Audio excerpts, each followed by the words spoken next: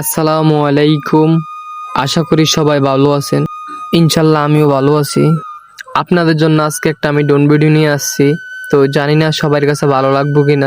তো চাইলে তো সবাই তো সবার মন মতো হতে পারে না। আমি চেষ্টা করছি আপনাদের মন মতো হওয়ার জন্য। ইনশাল্লাহ আমি চেষ্টা চালিয়ে যাব। যতদিন আমি সফলতা না হব আমি অতদিন চালিয়ে যাব।